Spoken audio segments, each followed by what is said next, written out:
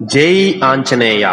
என் அன்பு குழந்தையே, இந்த மங்களகரமான தினத்தில் உனது பிரச்சனைகளை தீர்த்து வைக்க ஆஞ்சநேயர் உன்னை தேடி வந்திருக்கிறேன். இந்த பதிவை முழுமையாக கேள் தங்கமே, என் செல்ல பிள்ளையே. என் அன்பு குழந்தையே, கலங்கிய கண்களோடும் கனத்த மனதோடும் காத்து கொண்டிருக்கின்றாய்.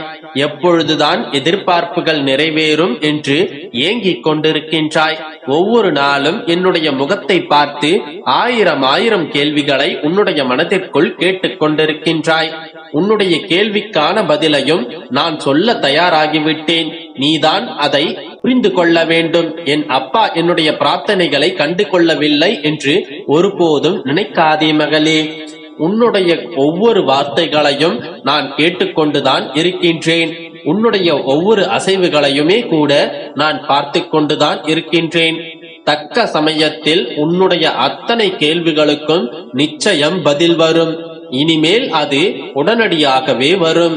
நீங்கள் பதிலை தருவதற்குள் காலங்கள் கடந்து விடுமே என்றெல்லாம் கவலைப்படாதே. காலம் கடந்து விடாதே.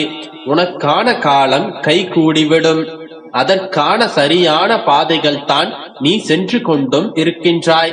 என்னை நம்புகிறவர்களையும் என்னிடம் தஞ்சம் என்று வந்தவர்களையும் நான் என்னுடைய உயிரை கொடுத்தும் காப்பாற்றுவேன். உன்னுடைய நம்பிக்கையாய் நான் இருக்கும் போது எதற்கும் அஞ்ச தேவையில்லை.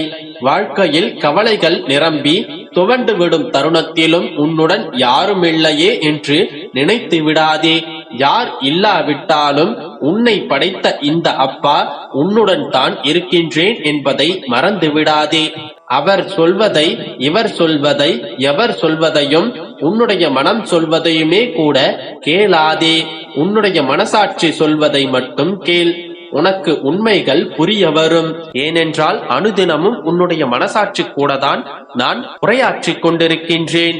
உன்னிடமிருந்து நான் எடுத்துக்கொண்டதை விட சிறந்ததை உனக்கு நான் தருவேன். நீ வேண்டிக் கொண்ட ஆசீர்வாதம் உன்னிடமே வரப்போகின்றது. நீ எங்கே போனாலும் உன்னை பாதுகாக்க உன்னோடு வருவது உன்னுடைய அப்பா என்று நீ நம்பினால் எனக்கு நன்றி கூறு. எவ்வளவு பெரிய பிரச்சனை என்றாலும் நான் நம்பும் என்னுடைய அப்பா என்னை காப்பார் என்ற நம்பிக்கையுடன் கடந்து சென்று விடு. பிறகு உன்னுடைய நம்பிக்கையை நிறைவேற்றுவது என்னுடைய வேலை. உன்னுடைய மனம் குழப்பமடையும் போது தனிமையில் இருக்க பழகிக்கொள்.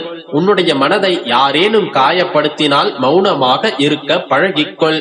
உன்னுடைய தனிமையும் மௌனமும் அபாரமான சக்தியை உனக்குள் உருவாக்கும். விதி என்று எதையும் நீ விட்டு விடாதே. இந்த அப்பாவிடம் தொடர்ந்து வேண்டுதல் வைத்துக் கொண்டே இரு. சர்வ நிச்சயமாய் உனக்காக நான் அதை நிறைவேற்றி தருவேன். நம்பிக்கையோடு கேள், நிச்சயம் நிறைவேற்றி தருவேன். நம்பிக்கையோடு இருந்தால் நல்லதே நடக்கும். யாமிருக்க பயமே.